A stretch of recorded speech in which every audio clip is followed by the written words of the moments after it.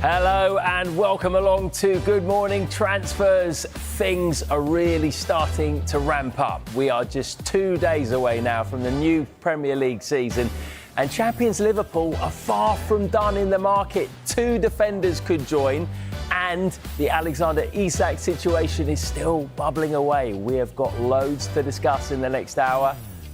Jacob Ramsey could be heading to the northeast as Newcastle attempt to sign the Aston Villa midfielder. He is one of the best goalkeepers in the world, but his time at PSG is over. Could we see Gianluigi Donnarumma in the Premier League? And as the new season approaches, what next for Chelsea's Nicholas Jackson?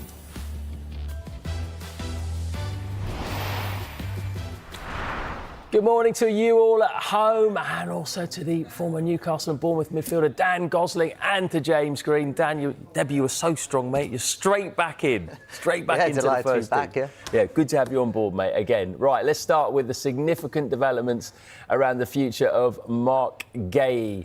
Crystal Palace have slashed their asking price for their captain to around about £40 million, with Liverpool in talks to sign the Palace captain and defender. Liverpool just keep going, don't they? Just keep spending here.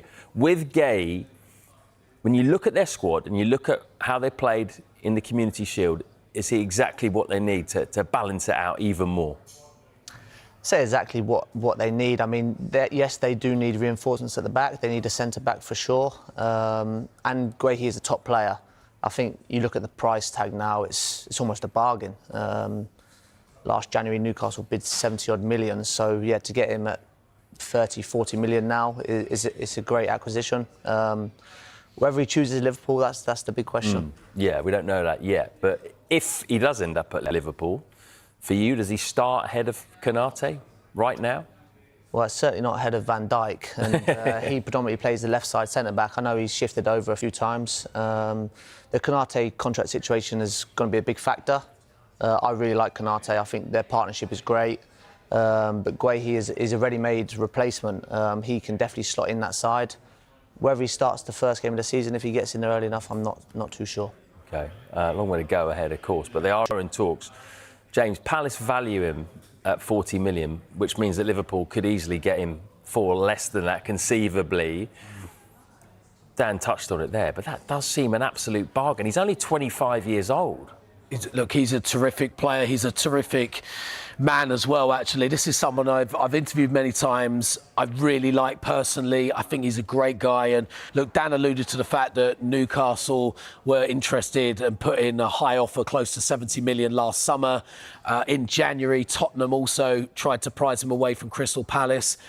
Now, last summer, for Crystal Palace in particular, there were so many late transfer deals potentially happening. Were they going to lose Joachim Andersen and Marc Guehi? The club didn't want to do that. Now, we've been speaking about Alexander Isak so much in this window, refusing to play for his club, desperate to move on. Marc Guehi never acted like that at all. He was in a training ground every day. He was captain first game of last season, continued that role throughout, was highly successful for Crystal Palace. He's a great young lad. Remember, he moved from Chelsea to Crystal Palace at just the age of, 21 in 2021. A surprising move at the time to move away from a Champions League club like Chelsea to play for Crystal Palace. But that's the intelligence and street smarts of this young man. He had his feet on the ground, knew where he wanted to go, set his sights on playing for England, which he's established himself now, England's first choice centre-back. It is a bargain, but this is the right time. Steve Parish said it, didn't he, in his comments over the weekend? We can't let a player run down his contract to the end and go for free. We can't do it. So this seems like it's going to happen. And because it's 1 year left, that's why the deal's so cheap. OK, let's play a bit of fantasy football, shall we? Because we all like playing a bit of that. Let's have a look at the potential 11 that Liverpool could field if they get Marc Guehi and Alexander Isak. So we put Guehi in there ahead of Konate for now. As you'd expect, I guess, with the midfield. And then that front three is just absolutely terrifying, isn't it? Salah, Isak, Ekitike. Pick the bones out of that, Dan. Well, I'm sure Konate is going to have something to say about it, first and foremost. Hope he's not watching, yeah. Yeah, that's the thing with that situation. Konate is not going to be happy on the bench for 12 months. He's in a World Cup year himself. He's going to want to play. Guehi again is in a World Cup year, going to want to play, and arguably could start for England next year. But if you go to Liverpool now, I just don't know whether you're going to get 40 games under your belt. I understand Palace point of view. They're going to want to sell, get some money in. But yeah, I mean, look at that team. It is frightening. It is Friday. I must admit, so I see Marc Guehi as could be the future for Liverpool. Van Dijk signed his new contract, 34 now, 2 years left, gets to 36. Marc Guehi could conceivably be at Liverpool for the next 10 years in that centre-back role. Ibrahima Konate, 1 year left in his contract. As Dan said, we don't quite know where he's going. Liverpool, if you're going to criticise Liverpool, really hard to when they've won the Premier League title, but it was defensively.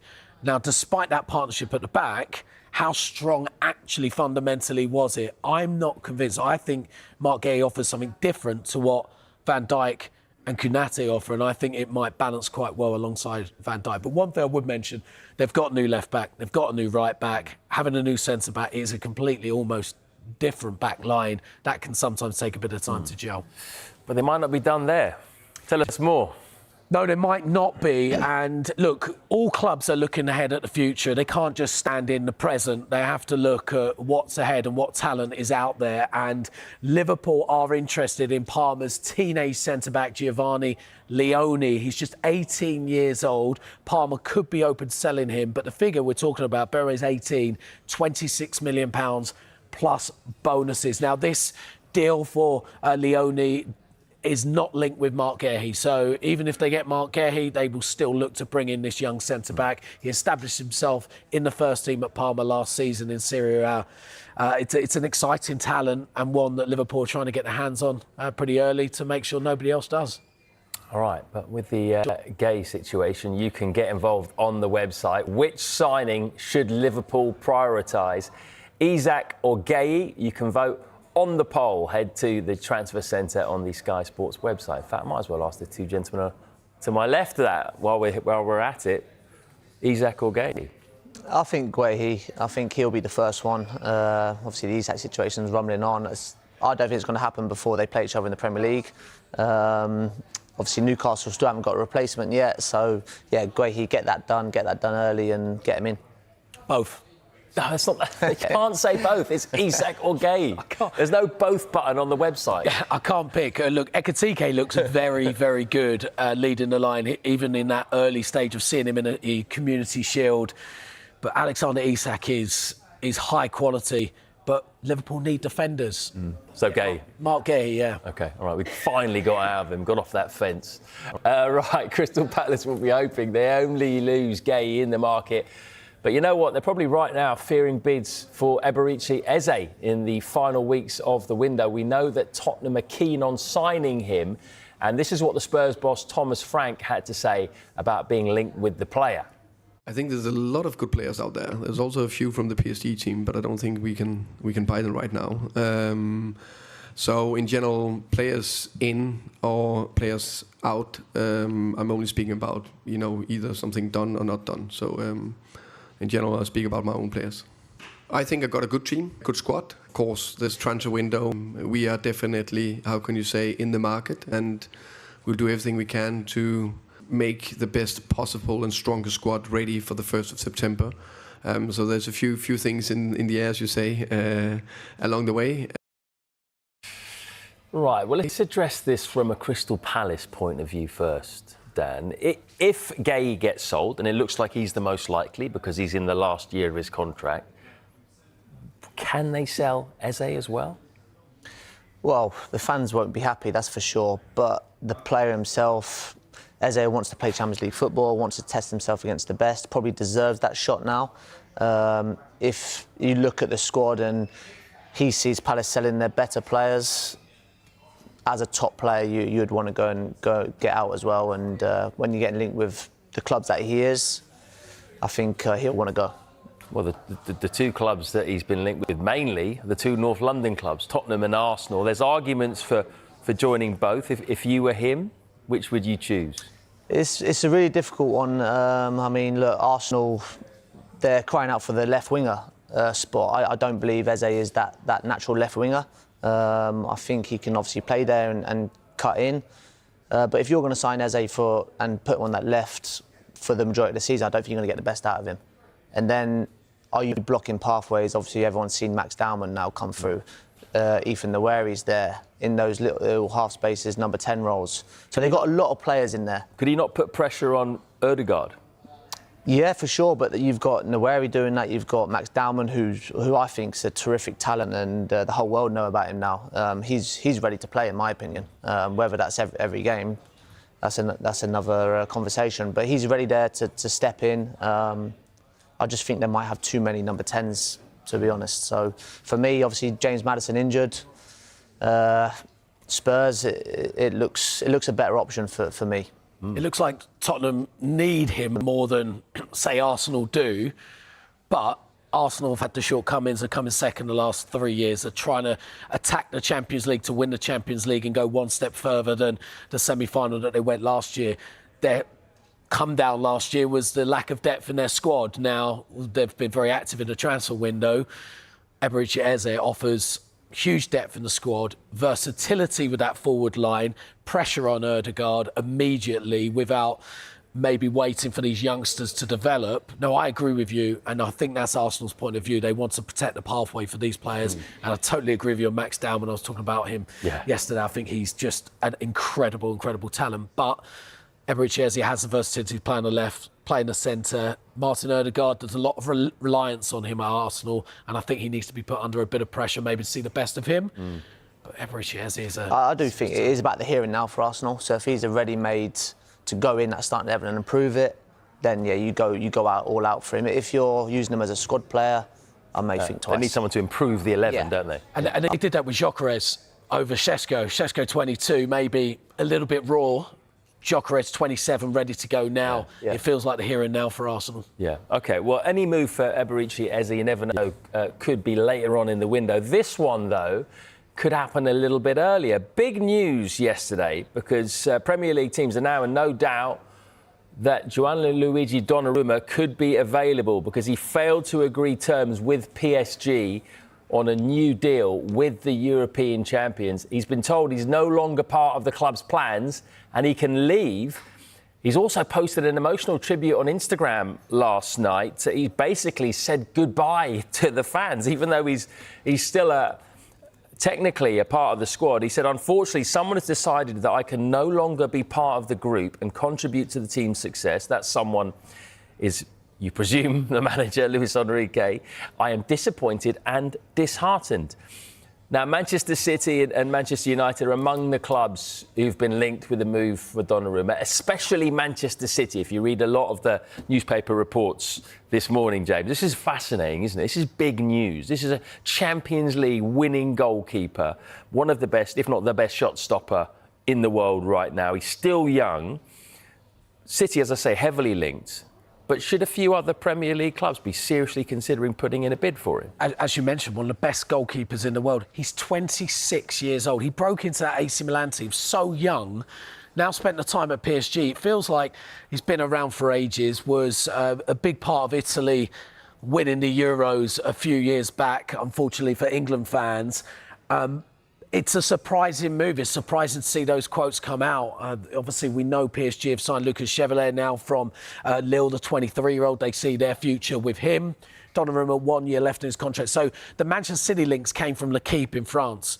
They reported that Manchester City have actually agreed personal terms with Donnarumma. That doesn't mean club-to-club terms have been discussed or approached or anything at this matter, but the players apparently agreed personal terms. Now, the link with Manchester City, I would say, surprises me. They've just signed James Trafford back. Ederson was quoted in the summer at the Club World Cup saying he's not looking to leave. He wants to compete at Manchester City. He wants Manchester City to compete for Premier League titles, Champions League, and he wants to help them do that.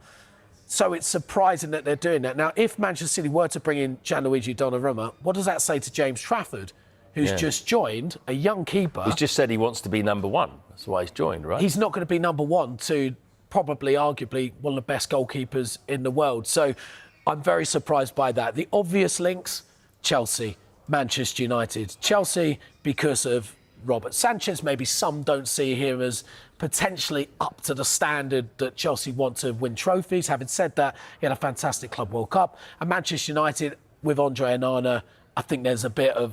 People are unsure about how good he actually is. So, yeah, interesting. It is interesting, isn't it? Yeah, I was surprised by the Man City links as well. What did you make of that? And which Premier League clubs do you think he would be most impactful at? Where would he be a big upgrade? I think as a keeper, I think, he's one of the best, and he could get in Manchester City's team. But the problem is with Man City, they like to play, they like to go back to the keeper, build up, and Donnarumma, that's not his greatest strength.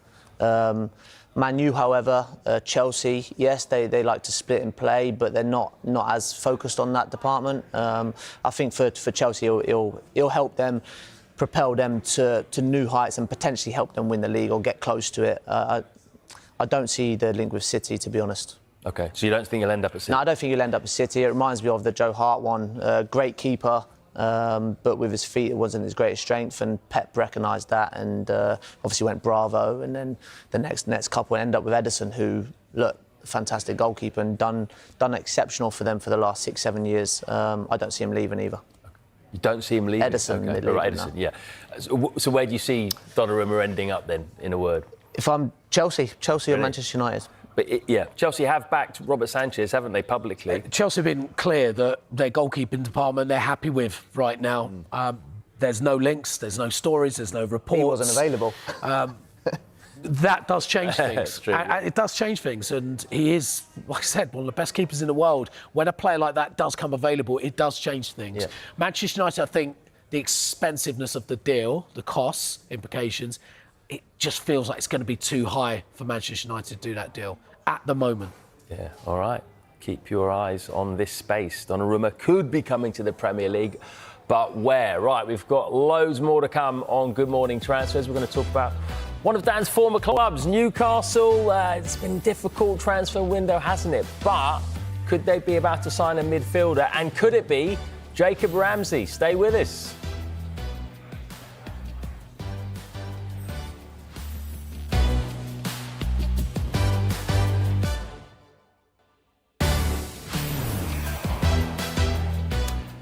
Breaking news for you concerning Bournemouth. They have signed defender Bafode Diakite from Lille. It is a deal worth £30.3 million with £4.3 million in add-ons. We'll have more on that in just a moment, but let's just run you through some other deals and potential deals on the horizon. Liverpool are in talks with Crystal Palace for Marc Guehi and believe the defender is keen to move to Anfield. It's been reported that Liverpool target Alexander Isak is determined to make the switch and he won't play for Newcastle again, regardless of whether a deal is agreed. Newcastle are in talks over a move for Aston Villa's Jacob Ramsey. However, Villa do not want to sell Ramsey and they've offered him a new contract. Tottenham remain keen on Crystal Palace's Eberechi Eze. Arsenal expressed interest earlier in the summer, but their focus is on sales right now. Gianluigi Donnarumma could be on his way to the Premier League after being left out of the PSG squad to face Spurs in tonight's UEFA Super Cup. He's got a year left on his current contract. Everton target Tyler Dibling was left out of the Southampton squad for last night's Carabao Cup win against Northampton. Will still confirm Dibling's still not in the right frame of mind after they rejected Everton's latest offer of £43 million, including add-ons.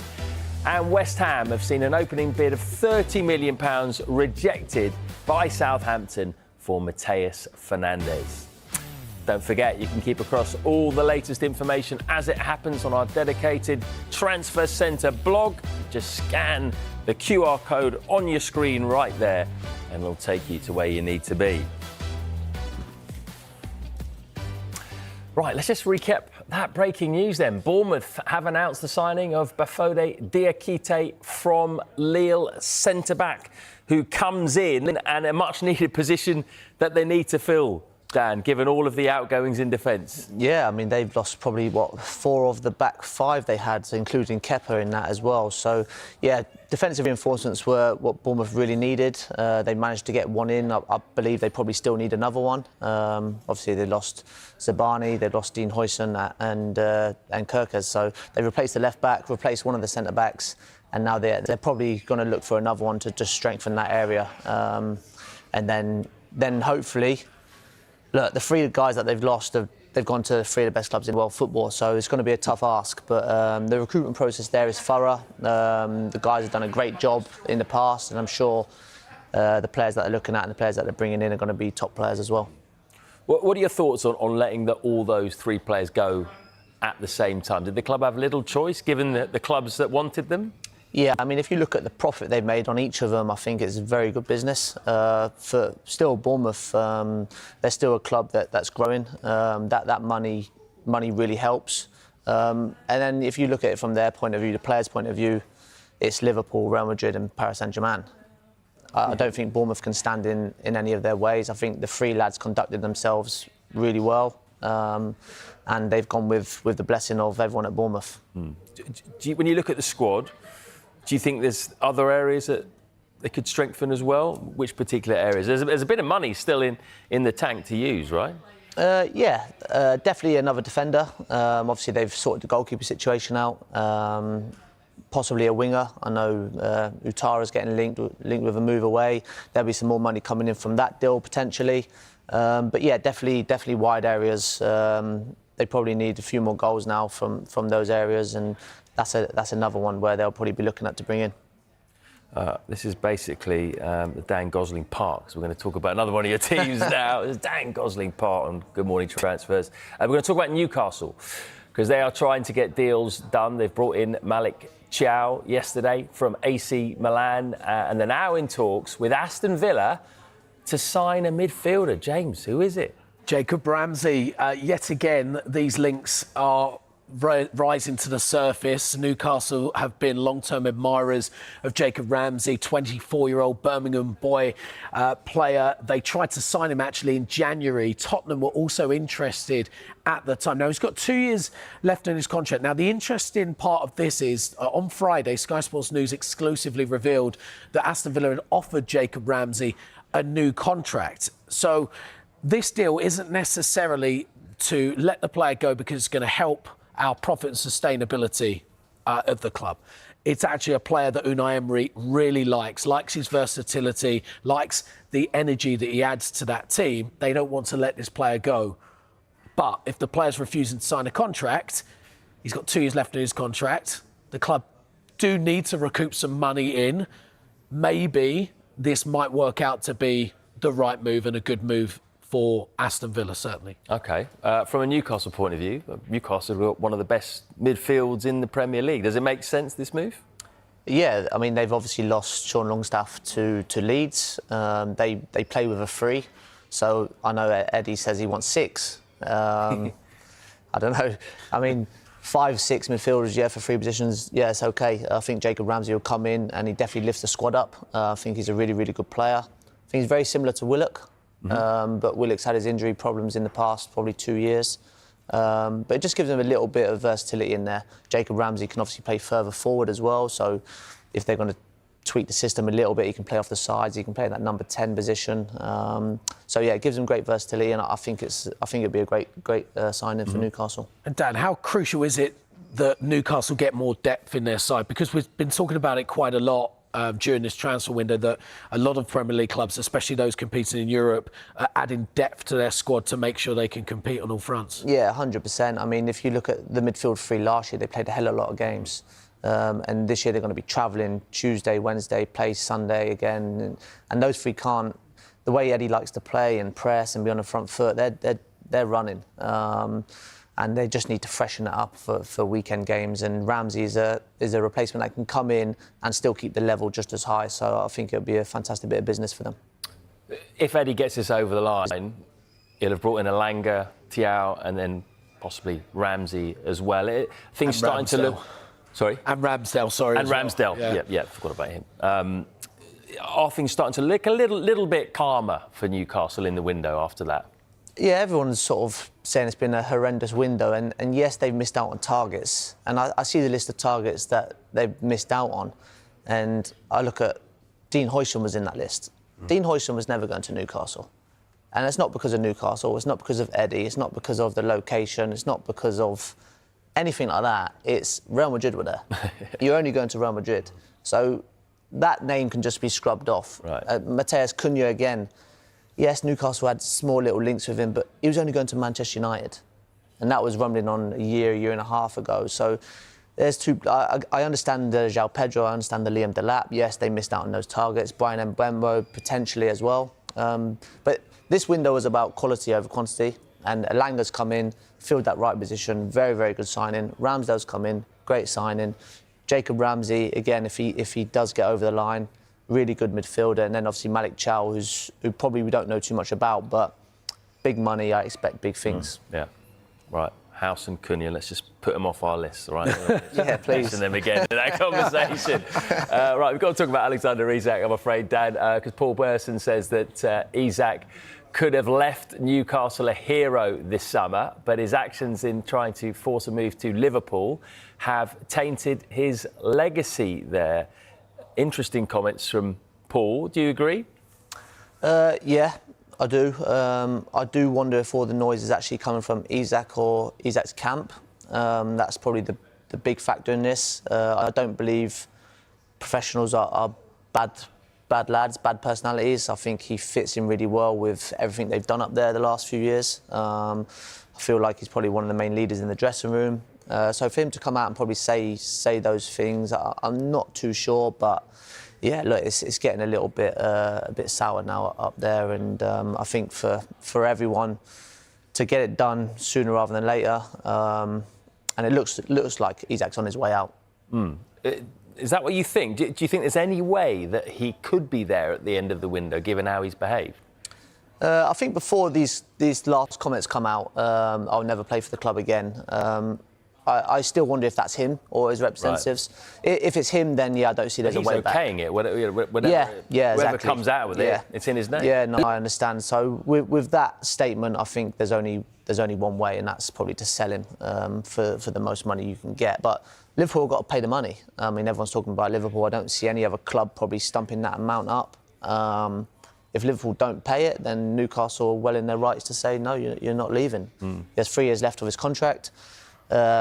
If the window shuts and he's still there, I'm sure there'll be a way back. It might take a little longer, but I'm sure there'll be a reintegration. Yeah. It's been the saga of the window so far. It's going to keep on going.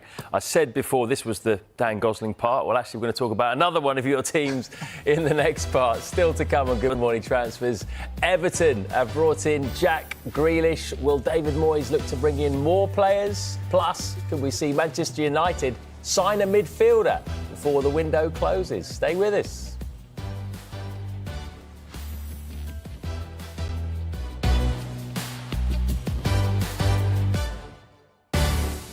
Sky Sports FC, that's Sky Sports Fan Club at 10 o'clock this morning. And so far this week, every top pundit we've had has said Liverpool need a centre-back. They should go in for Marc Guehi. Well, guess what? That's exactly what happened. We've got a former Premier League winning captain, Tim Sherwood, on the show today. We'll get his take on that and also get the Liverpool fans' view as well. And Yves Bissouma at Tottenham, what's going on there? We'll also get the fan view from Spurs and a former Spurs manager in Sherwood himself. Right, this is how you can get involved in the show, because we want to hear from you.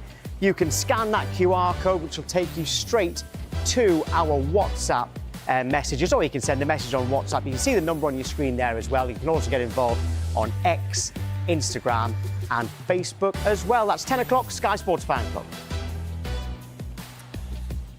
Thanks, Tom. Didn't he retire from Good Morning Transfers? I'm sure there was his social media the post, really dramatic, that it was his last show and he's been in every day. He's on every day. He's on more than he was on before. Anyway, always good to see him. Right, news from Tottenham to bring you. They've announced Christian Romero is their new captain. He replaces Heung-min Son, who left for LAFC this month. And we've got some transfer news from the Championship as well. Ipswich goalkeeper Arianet Muric has joined the Italian club Sassuolo on a season-long loan. Let's get to Everton, because Jack Grealish signed yesterday on loan from Manchester City with a £50 million option to buy him as well. Dan, your old club, is this a big coup for Everton? Because Jack Grealish could have hung around, couldn't he, until the end of the window and maybe had even more suitors. Yeah, I think for Everton's point of view, I think it's a fantastic signing. I think he's going to come in, he's going to lift everyone in that club, he's going to lift the fan base first and foremost. Obviously, we spoke about the new stadium a lot, and David Moyes is leading that team into a new era, if you like, and this is a statement signing that they need to go into that stadium. Jack's going to know he's going to turn up, and he's a bit like when he's at Villa. He knew he was the best player. I think he's going to walk into that Everton dressing room, feel really confident, know he's probably one of the best ones. Everyone's going to look up to him, want to give him the ball, and he's going to love that atmosphere there. The fans are going to love him, and I think it's a fantastic signing. And we were debating this yesterday, actually, about where he could play and where he could be used. Do you think David Moyes could use him as a number 10 predominantly? Yes, I think he's going to switch with NDI and Grealish and 10 on off the left. I think there's going to be great rotation between those two players especially. It just gives them so much attacking threat. I mean, NDI goes probably under the radar, but he's a great player, and I think he just needs one or two others to link up with him and get on the same sort of wavelength, and Jack Grealish certainly does that. What it does do for Jack, it just frees him up. He's played on the left and cut him back in and pass him back inside, and now he's going to go back to Jack Grealish that we all loved at Aston Villa, taking the ball from different areas, driving at defences, laying it off, getting fouls and making things happen, and that's where he's at his best. Dan, you mentioned that he'll go there as the main man. Do you think that's maybe where he struggled a bit at Manchester City, being a fish in a giant pond? Yeah, I think, look, Jack probably struggled early on when he went there. I think Pep's very, very structured in the way he plays. Jack was never that player. I think he then adapted to it and he become a mainstay in the side. I mean, that treble-winning season, he was one of the main players. But yeah, it's strange. Some seasons you're in favour with Pep, and then others you're quite not. And it's happened with a few players over his time. But yeah, this will just free Jack up, like I say, and he'll do exceptional well at Everton. Well, another attacking player Everton have been trying to bring in is Tyler Dibbling, but they are reluctant to meet Southampton's valuation for Dibbling. They're also currently unwilling to meet Leicester's demands for Abdul Fattah, and they're now considering other options in that position. They've been frustrated, Everton, with the Dibbling situation. They might still go back in with another offer, we're not too sure. But after a slow start, if you look at their overall business, has it just slowly suddenly become a pretty good window for them? It's definitely getting there. I mean, Jack Grealish will improve most Premier League squads, that's for sure. And a team like Everton has done put perfectly well. He will, you would think, thrive. David Moyes has been quite open, actually. He wanted new players in, but he also said, look, we will be making signings. He was trying to calm the Everton fans, say, look, they come in. It's just taking a little bit of time. Dewsbury Hall, very smart addition to the squad alongside Jack Grealish. They've brought in a new forward as well to compete with Beto. Perhaps maybe need another forward in the side too. Kept hold of Jared Branthwaite as well, and actually keeping a player like him was probably quite key too. Tyler Diblin's an interesting one because they have pursued him. 3 bids they've had rejected for the player. The latest one totalled around £43 million, but that included £35 million as an upfront fee and then £8 million in add-ons. Now, we understand Southampton are looking for around £45 million plus add-ons for Tyler Diblin. So it remains to be seen whether Everton want to go back in or feel like that's going to be money well spent. I mean, look, Dan, we're speaking a little bit off camera about Tyler Diblin. You're a big fan, aren't you? Yeah, I think he's a terrific talent. I think the technical ability, again, is... England are just keep producing these players now. It was unheard of probably 10 years ago, but now, obviously, and then obviously the youngest one's probably Max, that everyone's just come aware of.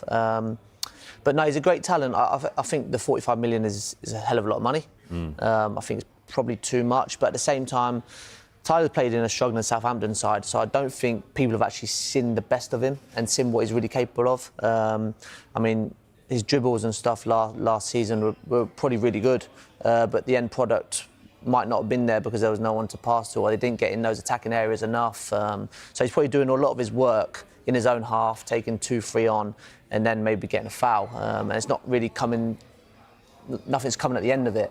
So a lot of people probably don't know about him too much, but terrific talent. I just worry the 45 million fee is maybe too much for Everton at this moment in time. Yeah, at the moment, teams seem to be balking at that valuation of Tyler Dibbling. I wonder if the valuation of Carlos Baleba is going to put off Manchester United. We know they're in the market for a midfielder. Any deal, though, to sign Baleba could be costly, and Brighton, well, they don't want to sell him, which is a problem as well. We talked about this quite a bit yesterday, didn't we? Just talk us through, James, why Brighton value him so highly. And we're talking Caicedo money really here, aren't we? We are talking Caicedo money, and it will take Caicedo money for Brighton to sell the player. First of all, Brighton, we know their business model. They find these talents, they develop them, and then they sell them on for big money. We know that. They've been doing it for years. They will continue to do it. That breeds their success. But they've got an ideal comparison in Moises Caicedo in terms of the player plays in the same position, the same mould of player, and what they were able to recruit for him. 21 years old. Now, I found this comparison with Declan Rice, Moises Caicedo and Carlos Baleba. The other two, £100 million plus players. So these are the stats from last year in the Premier League. And you will see that Carlos Baleba has better stats in that position than the likes of Caicedo. More aerial duels won, same amount of clearances, more interceptions, more ball recoveries than Moises Caicedo. And again, you could compare them to Declan Rice. Now, I know stats don't always paint the perfect picture. Rice plays a bit further up sometimes, because different teams have less of the ball or more of the ball. Now, he's obviously been strongly linked to Manchester United, so I did a bit of digging this morning as well, compared him to, say, Manuel Ugarte, who plays in that central midfield role, that deep line in midfield. Aerial duels, 0.6 Ugarte, 1.4 Baleba. Interceptions, 0.9 Ugarte, 1.6 Baleba. Clearances, 0.5 Ugarte, 1.5 Baleba. And blocks, 0.1 Ugarte, 0.4 Baleba. The upgrade in the stats are there to see. 21 years old, and also if you do the eye test, which I'm sure I'll pass over to Dan, who's got probably better eyes than I have, but he is a proper footballer. He is quality. He's been vital for Brighton under Fabian Hurstler, certainly last year. Yeah, you thought of changing your TV name to Statman James. That was magnificent, mate. That really was. I think a certain Dave has got he's patented the Statman name. You can't use it, otherwise you've got to pay him. Do Man United need a big signing in midfield like a Baleba to take them to the next level? I think they do. First and foremost, I think they definitely need legs in that area. I think it's one area in their team where they're probably lacking. They've tried. They've spent big on two players in Casemiro, Ugarte. There's over 100 million between them. And probably, arguably, they've both not done it. In spells, Casemiro's been okay, but it's a hell of a big money. Carlos Baleba is young. He'll be there for a long time, but the price tag, you're talking 120 million pound. I just think it's too much for this window, especially. I think there's probably, I don't know if Man U could. They've strengthened high at the pitch. They do need that area, but I think 120 million is going to be too much. Yeah, they might need to do it in stages. Attack first and then midfield, then defence. Right, lots more to get through. We're going to talk about West Ham after the break. They're trying to get deals done, as are Chelsea. Their focus is mainly on outgoings at the moment. Could one of those be Nicholas Jackson? We'll talk about him next.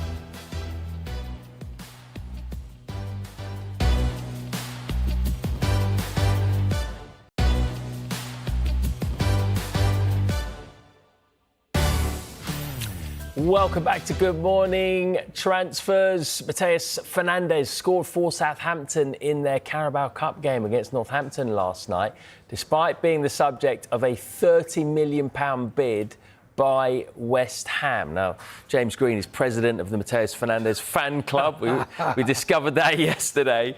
How much more are West Ham likely to have to pay to get him? Do you know, I actually posted something on social media at the end of last season after watching him a couple of times, and I had Southampton fans tell me to be quiet in certain words because he's their secret. And look, what a player he is. Look, they only signed him a year ago from Sporting Lisbon for around £12 million. He's got 4 years left in his contract. Now, manager Will Steele has spoken out and said, look, there were a few distractions with rumours and rumblings about potentially moving on. He gave him a bit of time away, but he's integrated him back in. He said the player is keen, wants to stay at the club. But Southampton value this player at around £50 million. Now, that for many will seem like a lot of money. For the leader of the Mateus Fernandes fan club, that is a good bit of business for a young talent, attacking midfielder. And it's not just his creativity. Again, similar with Tyler Diblin, like you were saying before, when you're in a team that is struggling to score goals and struggling to win games, if you're a creative player, you're not necessarily, your final ball's not being finished off, so your stats might not necessarily look as good. When I watched him, what I like about him is his work rate. I watched him towards the end of the season in a game at Tottenham. Southampton were already down. I think it may have gone down that day. And he was working back. He's an attacking midfielder. He was running back, chasing hard. He was leading that team. He's just 21 years old. I expect West Ham to probably try and push to get his signing. Southampton are going to really struggle to keep hold of him. Interesting that he's continuing to play as well as he. Tyler Dibbling at the moment is not playing. See if West Ham go back in for Fernandes. Let's talk about Nicholas Jackson again, because he's told Chelsea that he wants to consider his options. This has been bubbling around for a while now, hasn't it? Dan, we discussed that he has some suitors in Europe, but they might not work out in terms of what they need and how keen they are on him, actually. In terms of the Premier League, which Premier League club do you think might be the best fit for him, as long as they're not overpaying? The obvious one is Newcastle. I mean, I look at the other sort of top sides in the league. There's not too many that need strikers. Villa's obviously signed someone. Spurs have got Solanke. Richarlison's still there. If Richarlison leaves, potentially there might be a space, but the obvious one is Newcastle. Again, I'm hearing £80 million. I'm not so sure on that figure. But Nicholas Jackson, on his day, is a great player. I think Paul Merson summed him up yesterday. He'll cause defenders problems. He might miss chances. We've seen that. But he will score goals. He will create space for other players. I think of Gordon running behind, Elanga running behind now, Jacob Ramsey if he goes running beyond. He would create space for those types of players. But, 80 million, it just sounds a lot. But that's number 9s, there's not many of them, and people are desperate for them. Yeah, I mean, the thing is, if no one wants to pay that fee, could you see him still staying at Chelsea and filling a role there? Matt, he's got 8 years left on his contract. 8 years. I mean, look, we've been talking about Chelsea's deals for players and the contract lengths as maybe a positive for the player. It gives them their future sorted. But if something isn't working out, then getting that player out of the club becomes quite tricky because they want big money for them. I can see him staying and competing. As Dan, I think, rightly said, he causes defensive problems. I think Newcastle's a great fit. He's got that work rate that Eddie Howe wants from his players. I think he'll fit very well, but Newcastle's not going to spend 80 million on Nicholas Jackson right now. So, look, can I see him competing with Liam Delap, João Pedro? Absolutely. We talk about depth in the squad. He will add depth to that attacking lineup and he will compete with those guys. But, 80 million, difficult for Newcastle. Yeah, OK. Yeah, I mean, it does sound quite a lot anyway. Dan, great to have you back, mate. Very, very strong again. Please come regularly. Really enjoyed talking to you. Thank you. You can really get that coach's mindset, don't you? The Watford under-18s coach at the moment. Really enjoyed your insight. Thanks very much. Right. We are back tomorrow at 9 in the morning. We've got Rob Earnshaw with us tomorrow. James, you here tomorrow? Not here tomorrow. OK, all right. Rob Earnshaw and another tomorrow. Lots going on today, though, in terms of transfers. Myself and James are back at midday. We're going to talk to the French football expert, Julien Laurent. That'll be always interesting. And you've got a full roundup of all the day's transfer news with the Transfer Show. That's at 5 and 7 p.m. It is Sky Sports Fan Club next.